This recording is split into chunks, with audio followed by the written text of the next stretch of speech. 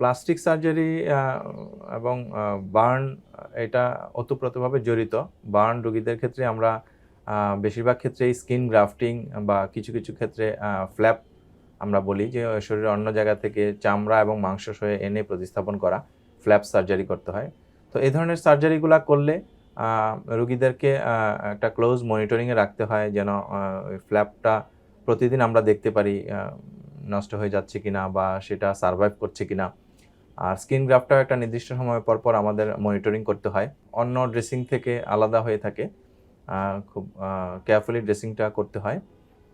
আর আরেকটা ব্যাপার হচ্ছে এই যখন আপনার স্কিন গ্রাফট বা ফ্ল্যাপ সারভাইভ করে যায় তারপরে রোগীকে কিছু নিয়মাবলী মেনে চলতে হয়। যেমন যদি জয়েন্টের কাছে অথবা যদি এমন এরিয়ায় স্কিন গ্রাফট করা হয় যেটা পরবর্তীতে কন্ট্রাকচার ডেভেলপ করতে পারে, সেক্ষেত্রে খুব আর্লি আমরা ফিজিওথেরাপির জন্য অ্যাডভাইস করি বা কিছু স্প্লিন্টিং ব্যবহার করতে বলি।